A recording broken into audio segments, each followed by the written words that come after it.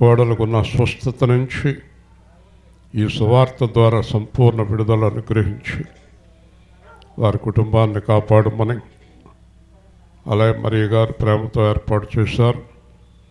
వారు ఎంతకాలం నుంచి అడుగుతున్న భర్త, కుమారుడు, అల్లుడు, కూతురు అందరూ రక్షణలోనికి రావడానికి సహాయం చేసి వారు ప్రేమతో ఏర్పాటు చేసిన సువార్త ఫలము వారి కుటుంబాలకు దయచేయమని, సంఘంలో బలమైన పిల్లలుగా ఉంటున్న వారి జీవితాలను మీ చేతుల్లోనికి తీసుకొని సహాయం చేయమని, అలాగే సువార్తలో పాల్గొన్నవారు వాయిద్యములు, వాహనాలు అందరినీ దీవించమని, మీ ఆత్మ ద్వారా మమ్మల్ని బలపరచమని యేసుక్రీస్తు అత్యంత శ్రేష్టమైన నామంలో ప్రార్థించి వేడుకుంటున్నాం తండ్రి. ఆమేన్. ఓ ప్రభువా,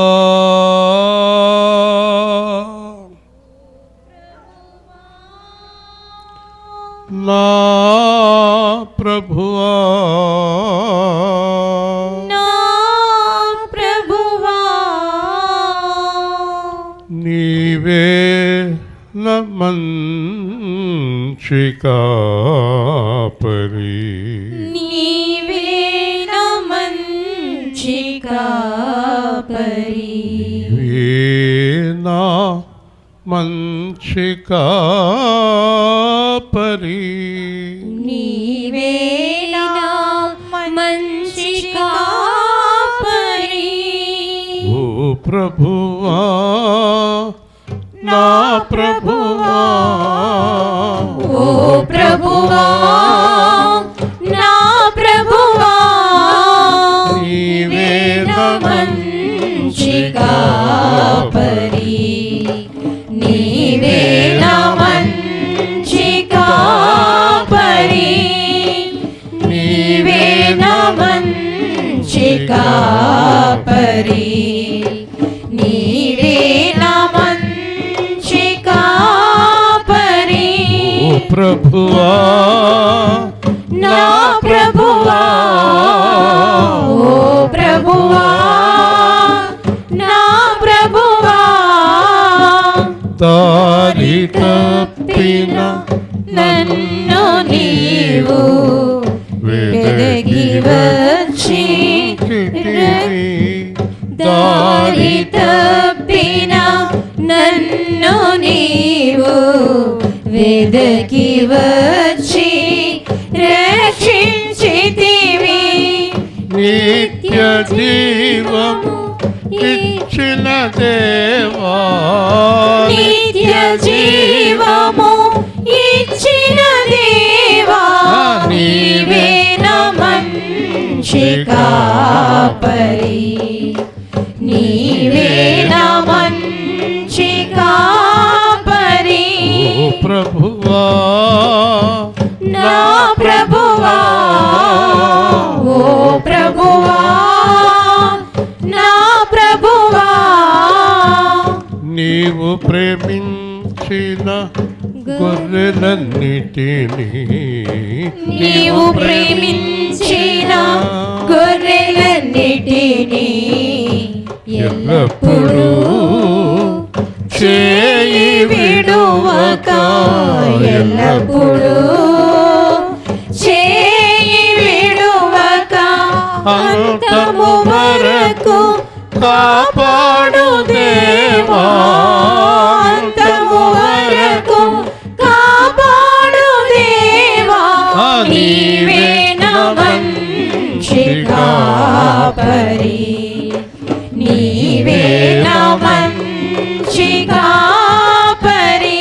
ఓ ప్రభువా, నా ప్రభువా, ఓ ప్రభువా, నా ప్రభువా, ప్రధాన కాపరిగా నీవు నాకై, ప్రధాన కాపరిగా నీవు నాకై ప్రత్యక్షమయ్యే ఆగడియలోనా, ప్రత్యక్షమయ్యే ఆగడియలోనా నన్ను నీవు మరువని దేవా నన్ను నీవు మరువని దేవా నీవే నా మంచి కాపరి నీవే నా మంచి కాపరి నీవే నా మంచి కాపరి నీవే నా మంచి కాపరి ఆరాధన స్తుతి ఆరాధన ఆరాధనా స్తుతి ఆరాధనా ఆరాధన స్తుతి ఆరాధన ఆరాధనా స్తుతి ఆరాధనా ఆత్మతో సత్యముతో ఆత్మతో సత్యముతో ఆరాధన స్తుతి ఆరాధన ఆరాధనా స్తుతి ఆరాధనా ఉన్నవాడా ఉండేవాడా ఉన్నవాడా ఉండేవాడా ఎల్లప్పుడూ ఉండేవాడా ఎల్లప్పుడూ ఉండేవాడా ఆశ్చర్యకరుడా సమాధానకర్త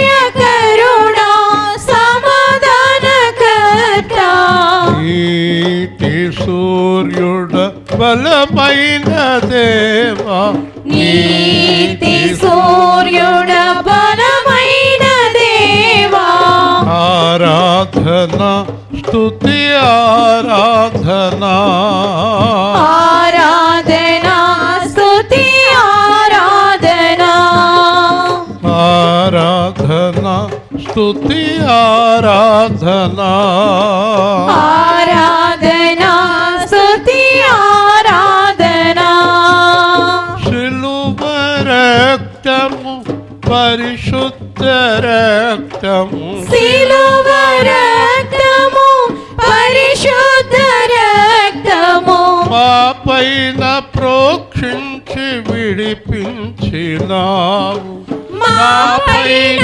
ప్రోక్షించి విడిపించినావు ఇంత గొప్ప రక్షణ మాకిచ్చినావు ఇంత గొప్ప రక్షణ మాకిచ్చినావు పరలోక రక్షణ మాకిచ్చినావు పరలోక రక్షణ మాకిచ్చినావు ఆరాధన స్తుతి ఆరాధన ఆరాధనా స్తుతి ఆరాధనా ఆరాధనా స్తుతి ఆరాధనా ఆరాధనా స్తుతి ఆరాధనా ఆరాధనా స్తుతి ఆరాధనా ఈ సమయంలో ఎలాంటి వేదన శోధన అనారోగ్యం ఏది ఉన్నా దేవుడి వైపుకు హృదయాన్ని ఎత్తుకొని దేవుడిని అడిగితే స్వార్థలో కార్యం చేస్తానని దేవుడు మాట ఇచ్చాడు. మీరందరూ దేవుడి వైపుకి కన్నులు ఎత్తుకొని హృదయం ఎత్తుకొని మీకేం కావాలో అడగండి. రకరకాల బాధలు, రకరకాల శోధనలు, రకరకాల హృదయ వేదనలు, రకరకాల ఇబ్బందులు ఉన్నాయి. ఈ లోకంలో ఉంటాయి. కానీ మన దేవుడు తప్పించువాడు, స్వస్థపరచువాడు, ఆయన పిల్లలను కాపాడువాడై ఉన్నాడు. ప్రార్థన చేసుకుందాం. ప్రేమాధిపతి, జీవాధిపతి, మీ శిలువ రక్తం ద్వారా మాకు గొప్ప విడుదలిచ్చిన ప్రభువా, ఈ సమయంలో ప్రార్థిస్తున్న నీ పిల్లలను ఒక్కసారి జ్ఞాపకం చేసుకొని సువార్తలో స్వస్థత ఇస్తానన్నావని నీ వాగ్దానం గురించి ప్రార్థన చేస్తున్నాను. ఈ సమయంలో ఎవరెవరు అనారోగ్యాలతో, ఆర్థిక ఇబ్బందులతో, మానసిక వేదనతో నలిగిపోతున్నటువంటి పిల్లలను ఈరోజే విడుదల చేయాలని వేడుకుంటున్నాను. అలాగే సత్య కుమారి గారి కోడలను కూడా స్వస్థపరచండి. అలాగే ఇక్కడ ఏర్పాటు చేసిన కుటుంబాలను దీవించండి. ఈ స్వరం వింటున్న ప్రతి బిడ్డను నాయన మరి వాట్సాప్లో అనేక మంది చూస్తున్నారు. వారిని తప్పకుండా ఇప్పుడే ఎలాంటి రోగమైనా, ఎలాంటి దురాత్మలైనా, ఎలాంటి ఆటంకాలైనా వారిని పూర్తిగా విడుదల చేయమని, సంపూర్ణ విడుదల, స్వస్థత యేసు నామములో దయచేయమని ప్రార్థించి వేడుకుంటున్నాము తండ్రి. కూర్చోండి. ప్రతి సువార్తలో ఈ ప్రార్థన జరుగుతుంది. దేవుడు మందిరంలో కాదు, సువార్తలోనే చేయమని చెప్పాడు. కాబట్టి ఎవరైనా ఈ ప్రార్థన కావాలంటే సువార్తకు వచ్చి తీరాలి. సువార్తకు రాకుండా ఈ ప్రార్థన జరగదు. కాబట్టి గుర్తుపెట్టుకోండి. దేవుని మాటలు శ్రద్ధగా, ఆ బలమైన వాక్యాన్ని మనం విందాము. 1 కొరింథీ రాసిన పత్రిక 15వ అధ్యాయం. 1 కొరింథీ రాసిన పత్రిక 15వ అధ్యాయము 50వ వచనము నుండి చాలా శ్రద్ధగా దేవుని మాటలు విందాము. 50వ వచనం. 1 కొరింథీ 15:50.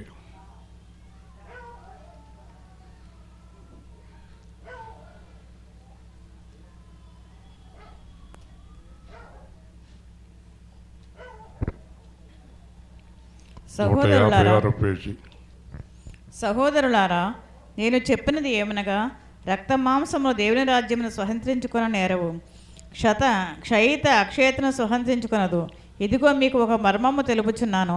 మనమందరము నిద్రించము గాని నిమిషములో ఒక రెప్పపాటున కడబ్రోరు మోగగానే మనమందరము మార్పు పొందుదము. బోరం రోగును, అప్పుడు మృతులు అక్షయులుగా లేపబడుదురు. మనము మార్పు పొందుదము. క్షయమైన ఈ శరీరము అక్షయతకు ధరించుకొనవలసి ఉన్నది. మర్త్యమైన ఈ శరీరం అమర్త్యతను ధరించుకొనవలసి ఉన్నది. ఈ క్షయమైనది అక్షయతను ధరించుకున్నప్పుడు, ఈ మర్త్యమైనది అమర్త్యను ధరించుకున్నప్పుడు విజయమందు మరణము మృంగివేయబడును అని వ్రాయబడిన వాక్యం నెరవేరును. ఓ మరణమా, నీ విజయం ఎక్కడా? ఓ మరణమా, నీ ముల్లెక్కడా? మరణపు ముళ్ళు పాపము కొన్న బలము ధర్మశాస్త్రమే. అయినను మన ప్రభువైన యేసుక్రీస్తు మూలముగా మనకు జయము అనుగ్రహించుచున్న దేవునికి స్తోత్రం కలుగునుగాక. కాగా నా ప్రియ సహోదరులారా, మీ ప్రయాసము ప్రభువునందు వ్యర్థము కాదని ఎరిగి స్థిరులను కదలని వారును ప్రభువు కార్యాభివృద్ధి అందు ఎప్పటికీ ఆసక్తులై ఉండుడి. నేను ఒక మాట మీకు స్పష్టంగా చెప్తాను. మీరు ఎవరికో భోజనాలు పెట్టారు, ఏదో కార్యక్రమానికి లక్షలు ఖర్చు పెడతారు, పెళ్ళిళ్ళకి, కార్యక్రమాలకు, హాస్పిటల్స్కి, చాలా విషయాల్లో లక్షలు కూడా లెక్క చేయరు. మొన్న కావడంటే హాస్పిటల్లో 4 లక్షలు అవుద్దన్నారండి. ఏ విషయంలో చూసినా డబ్బు లెక్క చేయరు. దేవుడి దగ్గరికి వచ్చేటప్పటికి ఒక పిసినుగొట్టు స్వభావం, ఒక లోభత్వం, అందరిలోని ఈ దరిద్రం ఉంది. కానీ నేను మీకు చెప్పేది ఒకటే, బైబిల్ చెప్తుంది, మీరు ప్రభు కోసం ఖర్చు పెట్టింది ఒక్కటే అక్కడ నమోదవుతుంది. దేవుని స్తోత్రం. అదొక్కటే వ్యర్థం కానిది. మీ జీవితాలు వ్యర్థముగా గడపకూడదు. ప్రభు విషయంలో చాలా పేనాశితనముగా, లోభత్వంగా ఉంటారు చాలామంది. అలాగే ప్రభు పని అంటే ఆసక్తి బాగా తక్కువ. వాక్యానికి రారు, ప్రార్థనలకు రారు. నేను ఏదైనా చెప్తే బాధపడతారు. కానీ ప్రార్థనలకు వస్తూ వస్తూ మానేస్తారు. సాయంత్రం మాట ప్రార్థనలు మానేస్తారు, పగల ప్రార్థనలు మానేస్తారు. అనారోగ్య కారణం తప్పులేదు, కానీ ఊరికే మానేస్తారు. ఒకరోజు సువార్తకు బస్సు నిండిపోయి కూర్చోవడానికి ఖాళీ ఉండదు, ఒకరోజు దాంట్లో సగం మంది ఉంటారు. ఈ లక్షణాలన్నీ నేను బాగా గమనిస్తున్నాను. కానీ మీ జీవితంలో, నా జీవితంలో ప్రభు కోసం చేసింది ఒక్కటే విలువైంది దేవుడికి. దేవుని స్తోత్రం. నేను మిమ్మల్ని బతిమాలక్కర్లేదు. నేను ఇందాక అన్నాను, ఎందుకమ్మా అదేదో చేస్తున్నావు అన్నాను. నేను అలా అంటాను, కానీ చేసింది చేసినట్టే నమోదవుద్ది అక్కడ. దేవుని స్తోత్రం. దేవుడికి చేయటానికి వెనకాడకూడదు, మిగతా పనులన్నిటికీ వెనకాడాలి. ఒక హోటల్కి వెళ్ళి పనికిమాలిన బిర్యానీలు, పనికిమాలిన తిండికి 2000 1000 ఖర్చు పెట్టి ఎందుకు పనికిరాని తిని అనారోగ్యాలు తెచ్చుకునే బదులు అది దేవుడి కొరకు వెచ్చిస్తే ఉపయోగపడుతుంది. హల్లెలూయా.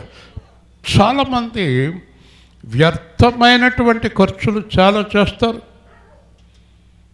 కానీ ఇక్కడ ప్రభువు నందు మీ ప్రయాసము వ్యర్థము కాదు. మీరు ఏం చేసినా, మీరు చూడండి, హాస్పిటల్లో 20,000 కడితే అది లెక్కలోకి రాదు. ఎక్కడికో వెళ్ళి ఖర్చు పెడితే అది లెక్కలోకి రాదు. ప్రభు కొరకు మీరు 10 రూపాయలు ఖర్చు పెడితే లెక్క రాసుకుంటాడు దేవుడు. దేవుని స్తోత్రం. సరే, మీ ధనము అక్కడ ఉంది, పరలోకంలో తగిన సమయంలో పంపిస్తాడు. కానీ మన ఆలోచనలన్నీ లోకం మీద. కొన్ని విషయాల్లో లెక్క కూడా చెయ్యం మనం, కానీ దేవుడి దగ్గరికి వచ్చేటప్పటికి లెక్క వచ్చేస్తుంది. చాలామందిని చూస్తున్నాను నేను, దేవుడి దగ్గరికి వచ్చేటప్పటికి సెలవులు వచ్చినాయి, సరదాగా 1,00,000 రూపాయలు ఖర్చు పెట్టుకుని పిల్లలు మనం దేశమంతా తిరుగుతూ ఉంటారు. అదే 10,000 రూపాయలు దేవుడి మందిరానికి ఇవ్వడానికి వెనకాడతారు. చాలామందిని చూస్తున్నాను నేను. చూసారా, ఇక్కడ ప్రియ సహోదరులారా, మీ ప్రయాసము ప్రభువునందు వ్యర్థము కాదు. ప్రభువుకి చిన్న పని చేసినా దేవుడు రాసుకుంటాడు. హల్లెలూయా. చాలామందికి మీరు ఒక 4 సంవత్సరాలు రాత్రి పగలు తిండి పెట్టి మేపండి, బాగా మేపండి. ఒక నెల మేపుతూ మానేస్తే తిడతారు బయటికి వెళ్ళి. 4 సంవత్సరాలు మీరు మేపిందంతా ఒక్క నెల పెట్టకపోయేటప్పటికి తిడతారు మిమ్మల్ని. కానీ దేవుడు ఒక్క గ్లాసు మంచినీళ్ళు ఇస్తే రాసుకుంటాను అన్నాడు. హల్లెలూయా. దేవుడి కార్యాలు చేయటానికి మనం ముందుకు రావాలి. ఇంకోటి ఏంటంటే, దేవుడికి చేసింది లెక్క రాసుకున్నారు. ఇంకొక మాట మీకు చెప్తాను, దేవుడికి చేసిందంతా ఎక్కడికి పోలేదు, అక్కడే ఉంది. దానికి మళ్ళీ కలిపి పంపిస్తాడు మీకు. దేవుని స్తోత్రం. దేవుడికి చేయటానికి ఎంత ఆలోచనో. కానీ ఇక్కడ అంటున్నాడు, వ్యర్థము కానిది ఏదన్నా ఉంటే అది దేవుడి పని. ఇవాళ ఈ మరి గారు ఇక్కడ సువార్తకి చేసిందంతా వ్యర్థం కాదు, మీ ప్రయాణం వ్యర్థం కాదు, మీ ప్రయాస వ్యర్థం కాదు. అదే మీరు పనికిమాలినాటికి వెళ్ళిందంతా వ్యర్థమే. క్రైస్తవుల జీవితంలో పనికిమాలిన సమయాలు, పనికిమాలిన ఖర్చులు, పనికిమాలినవి ఉండకూడదండి. వ్యర్థమైనది ఉండకూడదండి. వింటున్నారా? కాబట్టి స్థిరులను కదలని వారును ప్రభు కార్యాభివృద్ధి అందు ఆసక్తి గలవారు. నేను ప్రభు కార్యం చేయాలి, నేను ప్రభు కార్యం చేయాలి, నేను ప్రభు కొరకు జీవించాలి, నేను ప్రభుతో జీవించాలి, నేను ప్రభు కొరకు ఉండాలి, నేను ప్రభుతో ఉండాలి, నేను ప్రభులో ఉండాలి, నేను ప్రభు కొరకు ఉండాలి. యేసు కృప ఏదండి? వెనకాల ఉన్నావు కొంచెం. ఓకే, జాగ్రత్తగా వినండి. మీరు ప్రభు కొరకు చేసింది ఒక్కటే మీ జీవితంలో మేలు కలిగేది. హల్లెలూయా. ఎందుకంటే ఆయన దేవుడు కనుక, కాబట్టి రక్త మాంసములు దేవుని రాజ్యమును స్వతంత్రించుకొనవు. చూసారా, దేవుని రాజ్యానికి వెళ్ళాలంటే మహిమా దేహం ఉండాలి. వినాలి జాగ్రత్తగా. దేవుని రాజ్యానికి వెళ్ళాలంటే మహిమా దేహం ఉండాలి. ఇలాగ వెళ్ళం మనం దేహము మహిమలోనికి మార్చబడాలి. మహిమలోకి ఎలా మార్చబడుతుంది? సత్యకుమార్ అంటే నువ్వేనమ్మా, మరి విను. ఆత్మాన ఆ పక్క చూస్తాం ఎందుకు? విను దేవుడి మాటలు, జాగ్రత్తగా వినాలి దేవుడి మాటలు. ఈ శరీరం పరలోకం వెళ్దాం. ఈ శరీరం పేరేంటి శివ గారు? పాప శరీరం. చెప్పండి. పాప శరీరం దేవుడి రాజ్యానికి వెళ్ళదు. వింటున్నారా? మరి పాప శరీరము దేవుడి రాజ్యానికి వెళ్ళినప్పుడు మహిమా దేహం కావాలి. మహిమా దేహం ఎవరిస్తారు మహిమా దేహం? చెప్పాలి. ఎవరిస్తారు? పాస్టర్ గారా? ఎవరో? యేసుక్రీస్తు ఇస్తాడు. హల్లెలూయా. చూసారా? చూడండి, ఇదిగో మీకు మర్మము తెలుపుచున్నా, ఒక గొప్ప మర్మాన్ని తెలుపుచున్నాను అన్నాడు పౌలు. ఏంట మర్మము? మనమందరము నిద్రించము కానీ నిమిషములో రెప్పపాటున కడబురం మ్రోగ్గానే మార్పు పొందుదుము. ఉదాహరణకి ఇప్పుడున్న పరిస్థితుల్లో యేసు ప్రభు వచ్చేసాడు అనుకోండి, ఏదో ఒక రోజు, అంటే బ్రతికున్న వారి గురించి చెప్తున్నాడు. మనం బ్రతికుండగా ప్రభు వచ్చేసారు మధ్యాకాశానికి, మన దేహాలన్నీ మహిమా దేహాలుగా మారి ఎగిరిపోతాయి. హల్లెలూయా. గట్టిగా చెప్పాలి. మన ఈ దేహము మహిమా దేహముగా మారిపోతుంది. ఎవరి దేహాలు మారుతాయి? మహిమా దేహాలుగా. యేసు ప్రభు తాను వచ్చే ముందు దూతలను పంపుతాడు. ఆ దూతలు మన మీద ముద్ర వేస్తారు. ఎవరి ముద్ర వేస్తారు? ఎవరి మీద ముద్ర వేస్తారు? ఎవరు ప్రభువు పనిలో ఇష్టంగా ఉన్నారో, ఎవరు ప్రభు అంటే ఇష్టంగా ఉన్నారో, ఎవరు ప్రభువునకు వ్యతిరేకమైన కార్యాలు చేయటం లేదో, ఎవరు పరిశుద్ధంగా ఉన్నారో వారి మీదే ముద్ర పడుతుంది. హల్లెలూయా. అందరి మీద పెట్టడు ముద్ర. కాబట్టి ఆ ముద్ర పడిన వెంటనే మనం మహిమా దేహాల్లోకి మారిపోతాం. మనము మార్పు పొందుదుము. బోర మ్రోగును. బోర అంటే మొత్తం ప్రపంచమంతా వినిపిస్తుంది బోర. ఆ బోర శబ్దం గొయ్యమని వస్తుందండి. బోర శబ్దం. ఆ మహాశబ్దంలో, ఆ మహా వెలుగులో ఆ మహాదేవుడు అలాగా వస్తాడు. హల్లెలూయా. గట్టిగా చెప్పాలి. దేవాది దేవుడు వస్తాడు. ఆ దేవాది దేవుడు వచ్చినప్పుడు పరిశుద్ధులందరూ మహిమాదేహం ధరించుకొని ఆయన్ని కలుసుకుంటారు. మేఘాల మీద యేసు వచ్చుచున్నాడు. మేఘాల మీద యేసు వచ్చుచున్నాడు.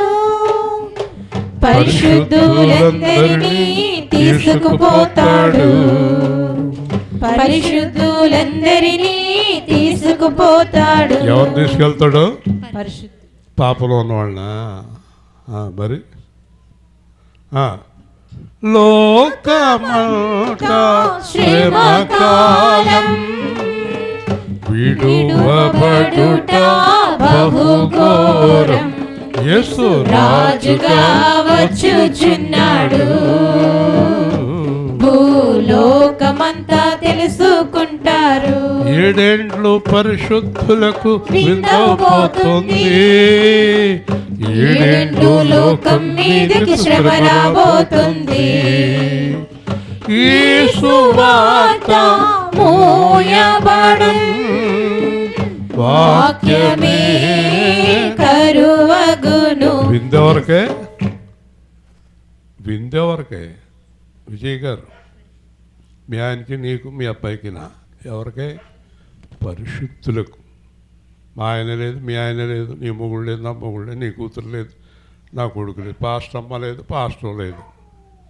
శుభ్రంగా వెళ్ళి అందరం భోంచేద్దాం అంటే కుదరదు అక్కడ. ఆ విందు ఎవరికే? పరిశుద్ధులకు మాత్రమే. సరే, పరిశుద్ధులను తీసుకెళ్తాడట, పరిశుద్ధులకు విందు చేస్తాడట. కాబట్టి ఎలా ఉండాలి మీరు? పాపం చేసుకుంటూ, తాగుతూ, తిరుగుతూ హాయిగా తీసుకెళ్ళిపోతాడని అనుకోకండి. ఓకే? 1000 ఏండ్లు ఇలపై యేసు రాజ్యమేలును, ఈ లోక రాజ్యములన్నీ ఆయన వేయగును. నీతి శాంతి వర్ధిల్లును, న్యాయమే కనబడును. యేసు రాజుగా వచ్చుచున్నాడు, భూలోకమంతా తెలుసుకుంటారు. క్రైస్తవుడా మరువవద్దు ఆయన రాకడా, కనిపెట్టి ప్రార్థన చేసి సిద్ధముగా నుండు.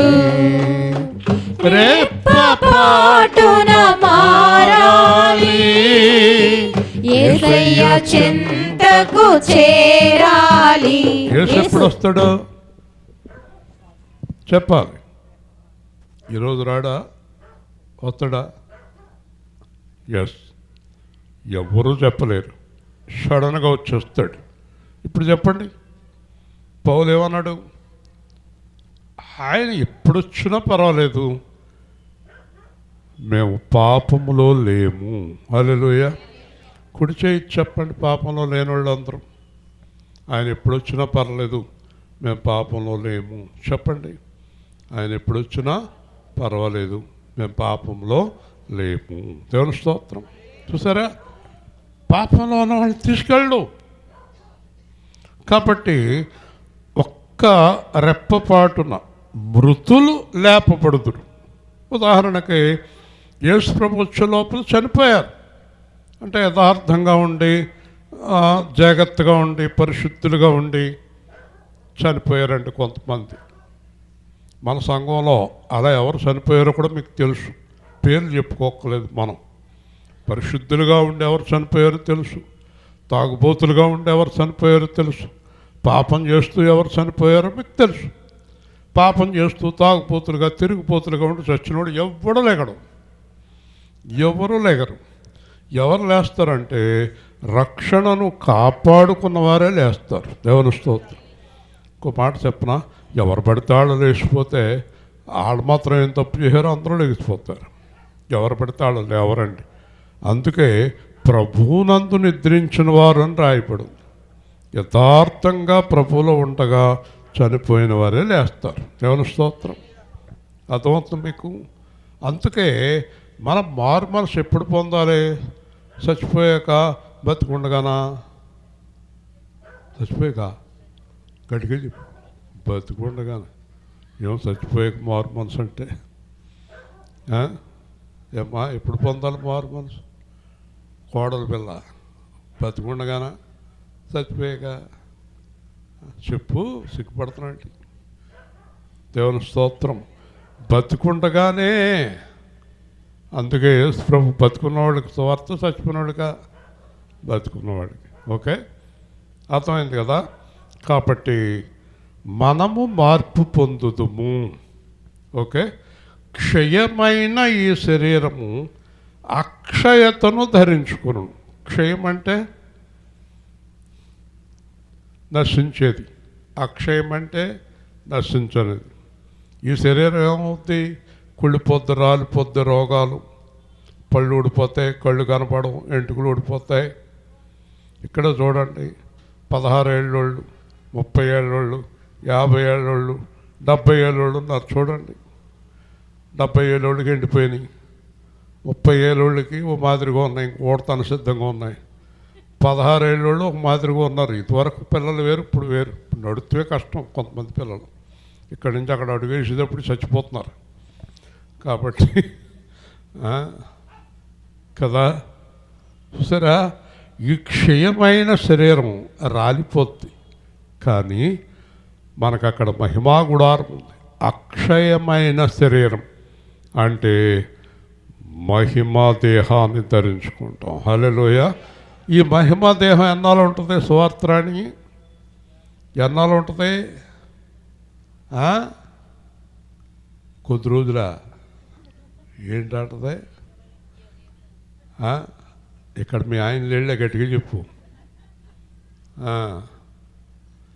ఎల్లప్పుడూ ఉంటుంది దేవుళ్ళలాగా. హల్లెలూయా. అర్థమైందా? ఎప్పుడు ఒక్కలాగే యేసుప్రభు ఎలా ఉంటాడో అలా ఉంటాం మనం. అర్థమైందా? ఇప్పుడు ఇంత గొప్ప మహిమా దేహం మనకు రావాలంటే ఏం చేయకూడదు? గట్టిగా చెప్పండి, అందరు కనపడేలాగా. ఇక్కడ ఎవరైనా యేసుప్రభు నమ్ముకొని పాపం చేసేవాళ్ళు ఉంటే చెవుల్లో గుంగురు పంట మోగాలి వాళ్ళకి. పాపం చేసేవాళ్ళు చెవుల్లో మోగుతూ ఉండాలి. అదే సువార్త. మన సువార్త రెండు రకాలు. ఒకటి రక్షణ లేని వారికి, రెండు రక్షణ గల పాపం చేసేవారికి ప్రకటించమన్నాడు దేవుడు. ఓకే, కాబట్టి ఈ క్షయమైనది అక్షయతను ధరించుకున్నప్పుడు, మర్త్యమైనది అమర్త్యతను ధరించుకున్నప్పుడు, జాగ్రత్తగా వినండి, విజయమందు మరణము మృంగివేయబడెను. గట్టిగా చెప్పండి. హల్లెలూయా, హల్లెలూయా. మరణం ఎప్పుడు వచ్చింది? వాక్యాలు వింటున్నారు. మరణం ఎప్పుడు వచ్చింది? మరణం ఎప్పుడు వచ్చింది? అచ్చ తెలుగులో అడుగుతున్నాను. కత్తబడులుగా ఏంటంటావు? మరణం ఎప్పుడొచ్చింది? ఎప్పుడొచ్చింది? మరణం ఎప్పుడొచ్చింది? ఏం చేయాలి? చిన్నపిల్లలు అయితే పెద్ద పెట్టుకొని తాట ఒలిచేలా కూడదు. 2 వారాల కిందట చెప్పాను, హవ్వ ఆదాము ఏం తీసుకొచ్చారు? మరణాన్ని తీసుకొచ్చారు. ఎందువల్ల తీసుకొచ్చారు మరణాన్ని? ఆజ్ఞాతిక్రమణం. దేవుని స్తోత్రం. హల్లెలూయా. ఏం తీసుకొచ్చారు? మరణాన్ని తీసుకొచ్చారు. మరణం ఎప్పుడు వచ్చిందంటే చెప్పరే. మరణం ఎప్పుడు వచ్చింది? మళ్ళీ అడుగు. మరణం ఎప్పుడు వచ్చింది? పండు తిన్నప్పుడు. ఎప్పుడు వచ్చింది మరణం? ఎవరు తినొద్దన్నారు? ఏం చేశారు? తిన్నారు. అర్థమైంది మీకు? నేను తినవద్దన్నది తిన్నావు గనక చేస్తావు అన్నాడు, లేకపోతే మరణం లేదు. హల్లెలూయా. ఆది కాండంలో దేవుడు చేసిన మొదటి మనిషితోటే మరణం వచ్చేస్తుంది. ఆ మరణం ఎప్పటిదాకా ఏలిందనుకుంటున్నారు? అందరూ 2 చేతులు ఎత్తి దేవుని స్తోత్రం. ఆ మరణం మహాదేవుడైన యేసుక్రీస్తు శిలువలో మరణాన్ని ఓడించి గెలిచాడు. హల్లెలూయా. యేసుక్రీస్తు వచ్చే వరకు మన మీద మరణము ఏలుబడి చేసింది. యేసుక్రీస్తు ఈ లోకములో సిలువ వేయబడి 3వ రోజున లేచే వరకు మన మీద మరణమే ఉంది. ఓకే, ఎంత రుణస్థులమో తెలుసా ఇంక మనం. ఆయన 3వ రోజున లేచాడు. ఆయనందున్న విశ్వాసం ఉంచిన వారిని లేపుతాడు. హల్లెలూయా, హల్లెలూయా. మరణము ఓడిపోయింది. సిలువలో మరణం ఓడిపోయింది. చెప్పాలి అందరు గట్టిగా. సిలువలో మరణం ఓడిపోయింది. చెప్పండి. సిలువలో మరణం ఓడిపోయింది. ఆదాము ద్వారా మరణం వస్తే యేసుక్రీస్తు ద్వారా నిత్య జీవం వచ్చింది. అందుకే పాతాళానికి వెళ్ళకూడదు అనుకుంటే యేసుక్రీస్తునందు విశ్వాసం ఉంచాలి. హల్లెలూయా.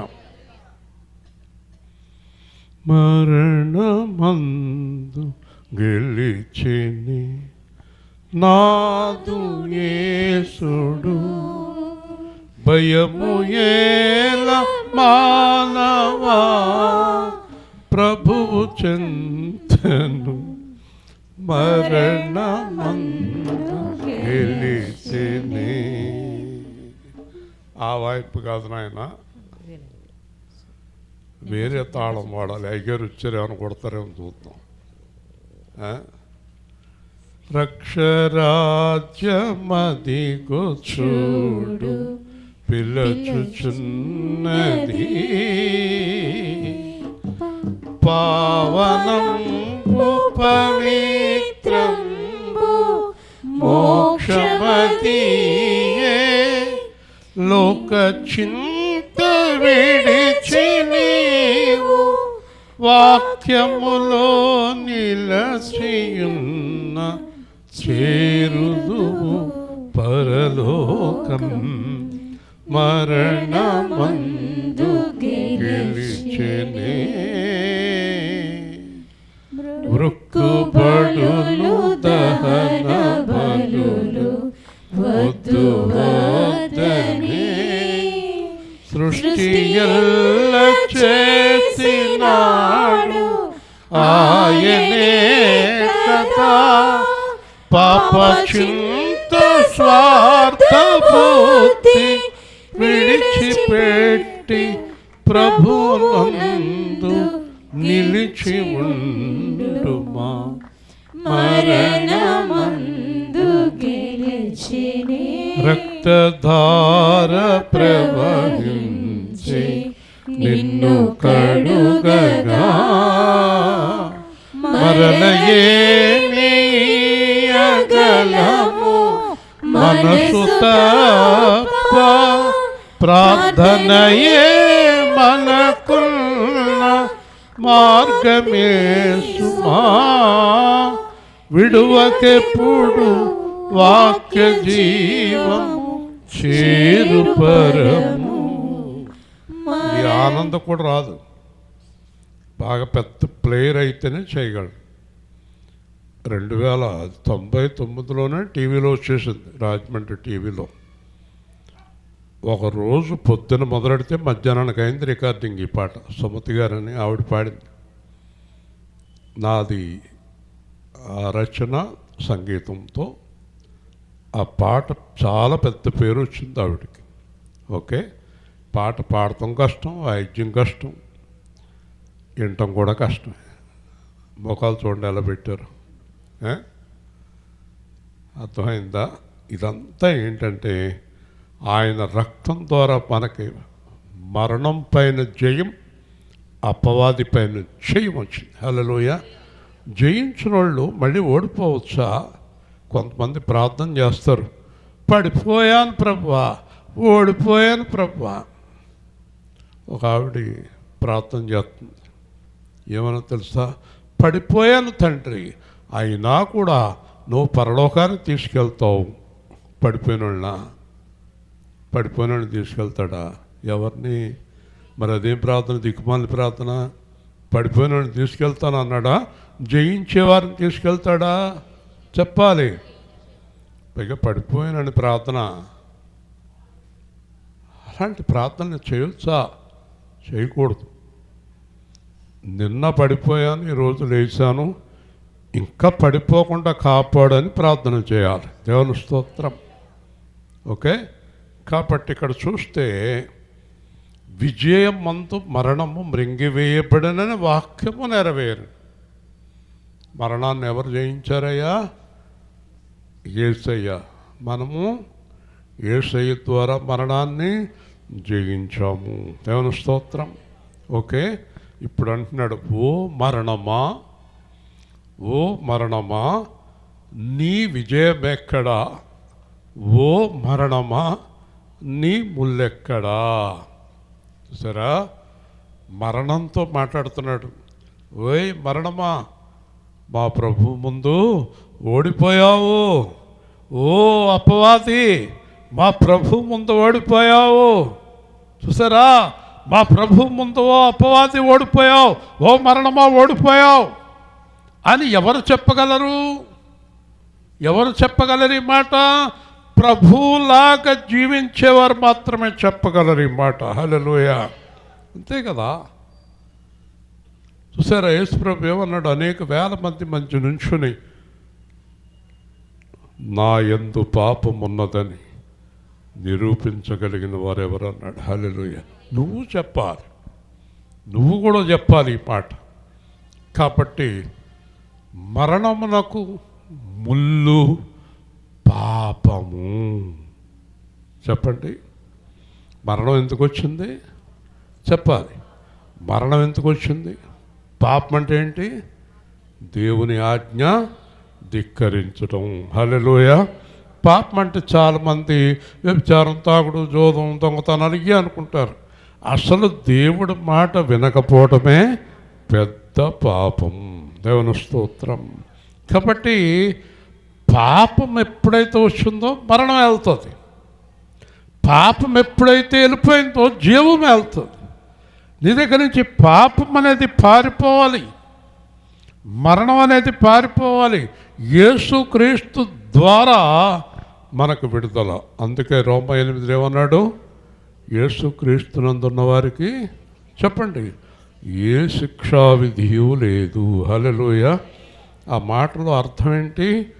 యేసుక్రీస్తు నందు ఉన్నవారికి 2, యేసుక్రీస్తులాగా ఉన్నవారికి 3, యేసుక్రీస్తుతో కలిసి జీవించేవారికి. హల్లెలూయా.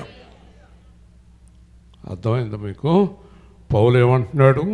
నేను యేసుక్రీస్తులాగా జీవించుచున్నాను. క్రైస్తవులు అంటే అర్థం ఏంటి? క్రీస్తు అనుచరులు. యేసుక్రీస్తు అనుచరులు ఎవరిలాగా జీవించాలి? ఆయనలాగే జీవించాలి. హల్లెలూయా. నేనే మార్గము, సత్యము, జీవము. ఎవరిలాగా కాదు, యేసులాగే జీవించాలి. దేవుని స్తోత్రం. పాపమునకున్న ఫలము ధర్మశాస్త్రము, అయినను మన ప్రభు అయిన యేసుక్రీస్తు మూలముగా. సరే, పాపానికి ఫలం చేకూర్చిందంట ధర్మశాస్త్రం. ధర్మశాస్త్రం వచ్చిన తర్వాత పాపం చేయటం మానేయటం కాదు, పాపం ఎక్కువ చేసేసారు. మీకు అర్థమైందా? ధర్మశాస్త్రంలో ఏముంది? పాపం చేస్తే బలివ్వండి, పాపం చేస్తే బలివ్వండి, పాపం చేస్తే బలివ్వండి అనేటప్పటికీ మీకు అర్థమయ్యేటట్టు చెప్పునా? ఎవరైనా చంపేసావా? 10 లక్షలు కట్టు. ఎవరిదైనా దొంగతనం చేసావా? 1,00,000 కట్టు. తాగుతున్నావా? 5,000 కట్టు. తిరుగుతున్నావా? 10,000 కట్టు అన్నారు అనుకో. పాపం అంటారు ఎవరైనా. ఓహో, పదేగా ఉందే, తిరిగేసి 10,000 కట్టొచ్చా, చంపేసి 10 లక్షలు వచ్చా, దొంగతనం చేసి 1,00,000 వచ్చా అంటే మొత్తం దేశం అంతా ఆళ్ళు అయిపోతారు. హల్లెలూయా. ధర్మశాస్త్రం వచ్చాక పాపం పెరిగిపోయింది. అంటే ఒక 100 గొర్రెలు కట్టేసుకున్నాడు ఒకడు ఇంట్లో. ఇదేంటండి ఇన్ని గొర్రెలు తెచ్చారంటే, నేను రోజు పాపం చేసి రోజు ఒక గొర్రె ఇచ్చేస్తాను, పాపం చేసి ఒక గొర్రె ఇచ్చేస్తాను. ధర్మశాస్త్రం వచ్చిన తర్వాత పాపం పెరిగిపోయింది. ఇప్పుడు మనకి కొంతమంది మోటార్ సైకిల్ తోస్తున్నారు, వాళ్ళకి లైసెన్స్ లేదు. లైసెన్స్ లేదు వాళ్ళకి. లైసెన్స్ లేకపోతే ఇప్పుడు గవర్నమెంటు గుంటోళ్ళకి బస్సులు, ఆడోళ్ళకి బస్సులు అన్నీ ఇచ్చేస్తుంది కదా. అలాగే చంద్రబాబు నాయుడు గారికి ఒక ఆలోచన వచ్చి, లైసెన్స్ లేని వాళ్ళు ఎన్ని కోట్ల మంది ఉన్నారు? 4 కోట్లు. ఓకే, లైసెన్స్ లేకపోతే 100 పెనాల్టీ అన్నాడు అనుకో. అసలు లైసెన్స్ ఎప్పుడు తీసుకోరు. మన దానియేలు వాళ్ళ ఆవిడ మోటార్ సైకిల్ వేసుకెళ్ళిపోతుంది అనుకో, వే వనిత ఆపాడు. ఏందమ్మా? ఏంటండి? ఇదిగో ఏంటి 100 అంతే. ఇంకా లైసెన్స్ ఎందుకు? చూసారా, ఈ రోజున కోర్టులో ఉన్న చట్టాలని ఆసరా చేసుకుని లక్షలు తినేసి కూడా బయట దర్జాగా తిరుగుతున్నారు. దేవుని స్తోత్రం. అర్థమైంది ఇప్పుడు మీకు? పౌలు చెప్పింది అర్థమైందా? ధర్మశాస్త్రం రాకముందు అసలు పాపం ఏంటో తెలుదు, ధర్మశాస్త్రం వచ్చాక పాపం ఏంటో అర్థమైంది, పాపానికి పరిష్కారం అర్థమైంది, పాపం పెరిగిపోయింది. ఓహోహోహో అనుకున్నాడు దేవుడు, వీళ్ళందరూ ఇలాగెళ్ళిపోతున్నారు. అయినా మనకి మంచి చేయటం కంటే చెడు చేయటం అంటేనే ఎక్కువ ఇష్టం మనకి. ఉదాహరణకి క్రైస్తవులు ఏం చేసినా 10,000 పాస్టర్ గారికి కట్టేస్తే విడుదలంటే పాస్టర్ గారు పొట్ట నిండిపోద్ది, పాపాలు పెరిగిపోతాయి. అలాంటి రూల్ ఒకటి పెడితే బాగుండు ఏమయ్యా. కాబట్టి యేసుక్రీస్తు ఏం చేశాడు తెలుసా? ధర్మశాస్త్రాన్ని సమాప్తం చేశాడు. హల్లెలూయా. సిలువలో 3 గంటలకు ఆయన చనిపోయి తెర చినిగిపోయింది, డైరెక్ట్ అయిపోయాడు దేవుడు. కాబట్టి యేసుక్రీస్తు బలులన్నీ సమాప్తం చేసేసాడు. అందరి కొరకు ఒక్కసారే బలైపోయి ఆపేయండి మీ పరుడు అన్నాడు.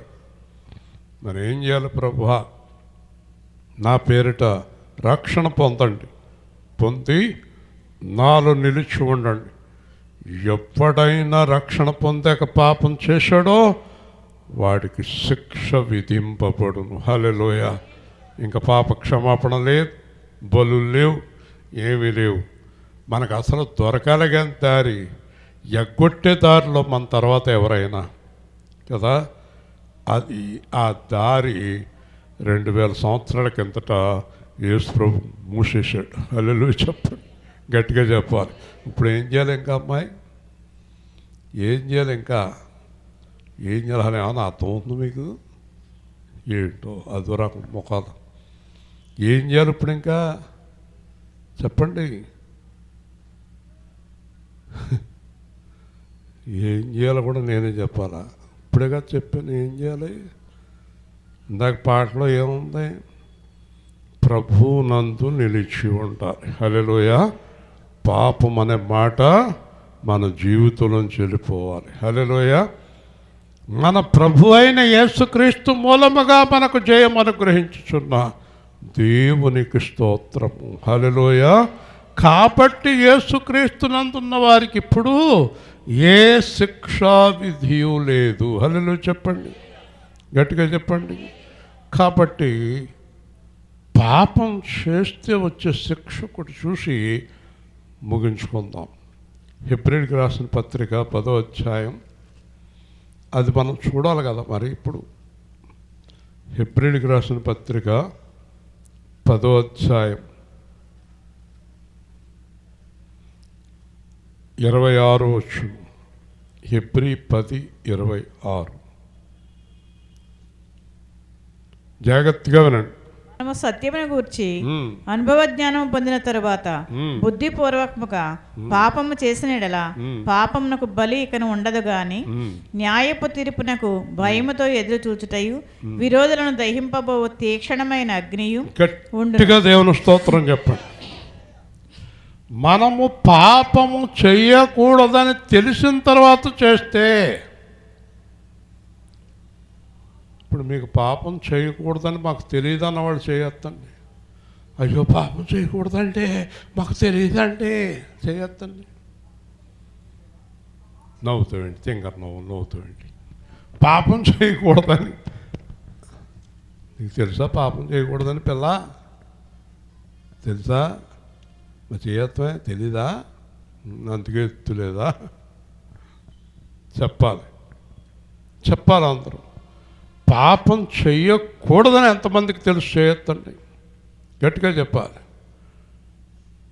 నిర్మల చేయత్వే? Okay, right. అంటే ఇప్పుడు పాపం చేయకూడదని మనకు తెలిసిపోయిందా? ముగించేస్తాను. ఆ పిల్ల కూడా తలకాయ తెలిసిపోయిందా? తెలిసి పాపం చేస్తే, అదిగో అక్కడ ఉంది, తెలిసి పాపం చేస్తే ఇంకా సిలువ ఉండదు కానీ న్యాయపు తీర్పు, తీక్షణమైన అగ్ని. అమ్మగారు అర్థమైందా? వింటున్నారా? ఇప్పుడు చెప్పండి. యేసు ప్రభువుని నమ్ముకున్న వాళ్ళకి ఇంకా పాపం చేయకూడదని తెలుసు అంటావు అమ్మాయి? పాప చెప్పమ్మా, తెలుసా? ఆ అమ్మాయి కూడా చెప్తుంది, తెలుసా? మాట్లాడరేంటి? తెలుసమ్మా, చెప్పండి. అయిపోయింది సువార్త. యేసు ప్రభువుని నమ్ముకున్న వాళ్ళు పాపం చేయొచ్చమ్మా? గట్టిగా చెప్పి పిల్ల, చేయకూడదు. అలా చూస్తామంటాయా? సాఫ్ట్గానే చేయొచ్చా? చేయొచ్చా చేయకూడదా?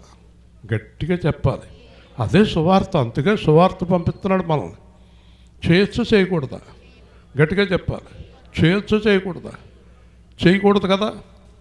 జ్యోతి గారు చెప్పండి, చేయొచ్చా? ఎందుకని సార్లు అడుగుతాను, తర్వాత చెప్తాను. చేయొచ్చండి, గట్టిగా చెప్పాలి. ఇప్పుడు చెప్పండి, యేసు ప్రభువుని నమ్ముకున్న వాళ్ళు ఎవరు పాపం చేయట్లేదా? చేస్తలేదా? అదిగో అందరూ చెప్తున్నారు చేస్తున్నారు. ఏంటి ఆడ ఉద్దేశం? యేసు ప్రభువుని నమ్ముకొని పాపం చేసేవాళ్ళే ఎక్కువ ఉన్నారు. అసలు ఆడ ఉద్దేశం ఏంటి అని ఈరోజు ప్రభు అడుగుతున్నాడు. అందుకే తన దాసుడిని బలమైన సువార్త కొరకు వాడుకుంటున్నాడు. యేసు ప్రభువుని నమ్ముకొని పాపం చేసేవారికి ఇంకా రక్షణ లేదు, కానీ విరోధులను దహింపబోవు తీక్షణమైన అగ్ని ఉన్నది. హల్లెలూయా. యేసు ప్రభువుని నమ్మిన తర్వాత పాపం చేసే వాళ్ళని అగ్ని గుండంలో వేసి కాల్చి కాల్చి కాల్చి చంపుతానని దేవుడు ఈరోజు చెప్తున్నాడు. గట్టిగా దేవుని స్తోత్రం చెప్పండి. హల్లెలూయా. ఇది ఎలా కూడా రక్షణ అంటే, రేపేమో పెళ్ళి ఇవాళ రక్షణ పొందేస్తావా? ఆహా, విజయ్ గారు అంత సులువ రక్షణ?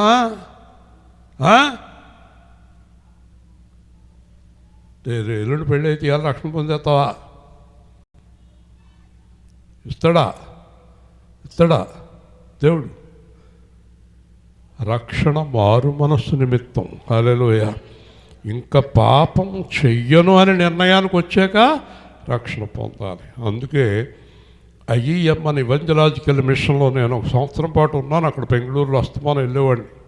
వాళ్ళు ఏం చేస్తారంటే, ఎవరైనా వెళ్ళి మేము యేసు ప్రభువులో రక్షణ పొందాలనుకుంటున్నాం అంటే వచ్చేసి పొందే అనరు. 1 సంవత్సరం క్లాసులకు అటెండ్ అవ్వాలి. సాయంత్రం 7 to 9 పెడతారు క్లాస్. అంటే ఉద్యోగాలు చేసేవాళ్ళు కానీ ఎవరైనా కూడా వెళ్ళొచ్చు. అక్కడ రాత్రి 7 కాడి నుంచి 9 దాకా క్లాస్ పెడతారు. నేను కూడా కొన్నిసార్లు వెళ్ళాను. ఆ క్లాసులో 1 సంవత్సరం పాటు ఇలాంటి వాక్యాలన్నీ చెప్తారు. మళ్ళీ పాపం చేసి మళ్ళీ ఇలా ఉంటే నరకం వస్తుంది, జాగ్రత్త అని చెప్పి 1 సంవత్సరం పాటు రక్షణ గురించి చెప్పిన తర్వాత వాళ్ళు అక్కడ ప్రమాణం చేసి నిర్ణయం తీసుకుని, అయ్యా మేము ఇంకా పాపం చేయము అన్న తర్వాత రోజు బాప్తిసం ఇస్తారు వాళ్ళకి. దేవుని స్తోత్రం. మనమేమో అడిగిన వాడు కల్లా ఇచ్చేస్తామే. బాప్తిసం పొందాయి ఈడెవడు ఆడెవడు తనకి పొందుతుంది. అందుకే ప్రభు అన్నాడు, నేను చూసుకుంటాను, మౌనంగా ఉండు అన్నాడు. హల్లెలూయా. ఎవరు పడితే వాళ్ళకి రక్షణ ఇచ్చేస్తామా? ఇవ్వము. అలా ఇచ్చేస్తే కూడా పాపం. ఎందుకంటే వాళ్ళకి సరిగ్గా తెలియదు. సరిగ్గా తెలియని వాళ్ళకి రక్షణ ఇచ్చేస్తే పాపం నా మీదకి వస్తుంది. కాబట్టి ఈరోజు గట్టిగా చెప్తున్నాం మనం. ప్రభు ఎందుకో ఇక్కడ చాలా గట్టిగా చెప్తున్నాడు. ఎవరో రక్షణ పొంది పాపాలు చేసేవాడు కొంత బ్యాచ్ ఉన్నారు ఇక్కడ, అలా చెప్పడు. కాబట్టి గట్టిగా చెప్తున్నాడు దేవుడు, రక్షణ పొందిన వారు ఇంకా పాపము చేయకూడదు. పాపం విషయమై మనం ఏమయ్యాం? చనిపోయాం. నీతి విషయమై జీవిస్తున్నాం. హల్లెలూయా. మనం ప్రభు విషయమై జీవిస్తున్నాం. ప్రభు పిల్లలు పాపం చేయకూడదు. ఒకవేళ పాపం చేస్తూ చనిపోయారు అనుకోండి, నరకం తీక్షణమైన అగ్ని గ్యారంటీ అని చెప్తున్నాడు దేవుడు. కనుక మనకు జయం ఇచ్చాడు. ఎవరిచ్చారు జయము? పాపం పైన, మరణం పైన, అపవాది పైన దేవుడు మనకేమిచ్చాడు? జయం ఇచ్చాడు. ఇంకా మనం ఎప్పుడూ ఓడిపోకూడదు. ప్రేమ గల తండ్రి, జీవాధిపతి అయిన ప్రభువా, ఈ రాత్రికాలం ముందు మీ సువార్తను బట్టి స్తోత్రాలు తండ్రి. మరి ఆ కుమార్తె మరి అనారోగ్యం నుంచి కాపాడి స్వస్థపరచండి. ఇక్కడ వాక్యమైన పిల్లలను, సంఘాన్ని దీవించండి. అందరూ పరిశుద్ధులుగా ఉండే కృప అనుగ్రహించండి. యేసునామములో అడుగుతున్నాం తండ్రి, ఆమేన్. రేపు సాయంత్రం సాలిపేటలో సువార్త అండి, అది సాలిపేట. ఓకే, సాలిపేట వచ్చేయండి. ఎందుకంటే ఆ పేర్లన్నీ, ఎందుకంటే మనకి యేసుకృప అయితే టకటక చెప్పేస్తుంది ఏంటో గుడి పేరు అదని, మనం చెప్పలేము అంత గమ్ముని. ఓకే.